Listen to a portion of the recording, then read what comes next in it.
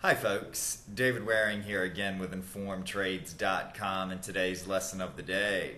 In today's video, I'm pleased to announce a new series by Sean Overton from OneStepRemove.com. In this series, Sean's going to start with today's video, taking us through the basics of Metatrader, and then in future videos, he's going to move on to some of the more advanced features of the Metatrader platform, such as how to load strategies and backtest trading systems. So let's get started. Hi, this is Sean Overton with OneStepRemove.com. In this video, we're going to go through the basics of working with Metatrader and show you how to get familiar with the windows that you see. When you first sign up and install the software, you'll have a view that looks very similar to this. And we're going to go through these different windows, show you what they are telling you, and give you the basis for how to manipulate and get comfortable working with the software. In the top left corner, you'll see the Market Watch window. This shows you the live streaming prices from your broker. An example is the dollar against the Swiss franc. Right now it's trading at 111.88 by 111.91. So if you want to sell it, the price is 88. You want to buy it, the price is 91. And you see that all the currency pairs offered are in this window. Down below it you have the Navigator. This is a list of all the different files that you can use to work with the charts. Most of these are a little more advanced. The more common feature is indicators. So let's say I've got my Euro US dollar 1 hour chart up and I want to apply a second moving average. What I can do is left click on the plus sign next to indicators, scroll down until I find the name, which is moving average. So all I have to do is left click, drag and drop it, and put it on my chart. When I let go, it gives me the option to control the inputs. So instead of studying a 14-period moving average, maybe I want to study a 21-period exponential moving average applied to the close. I don't like crimson, maybe I like steel blue. I push OK, and the new indicator pops onto the chart, so now I can study the market.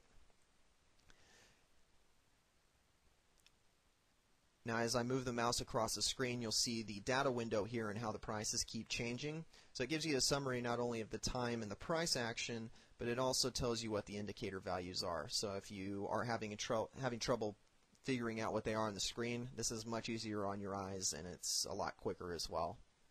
So let's say you studied the market and you've come to a decision and you decide to trade. So right here I'm looking at Euro US dollar and it's in a clearly defined downtrend. My goal is to enter at market. I'll put my stop up here and we'll see if we can't catch some more moves.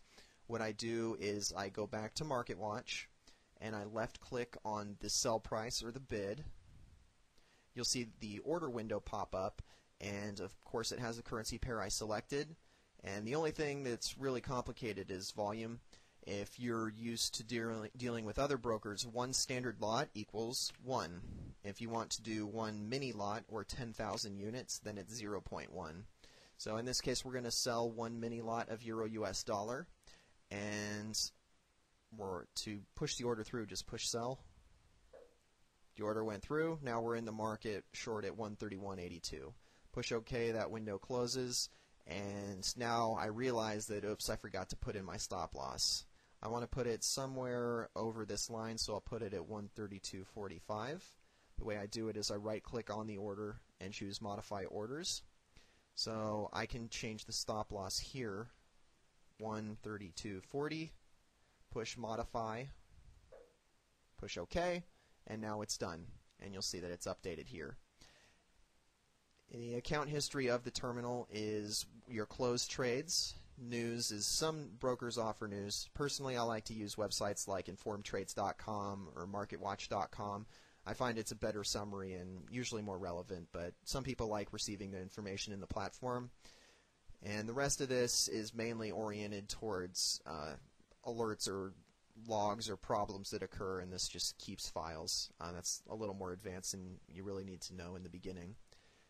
And the remaining topic is how to open new charts, and that's the easiest. You go to File, New Chart, and then your currency pairs are listed here. So let's say I'm interested in dollar yen. It automatically opens a 1 hour chart, so now I want to choose the time frame.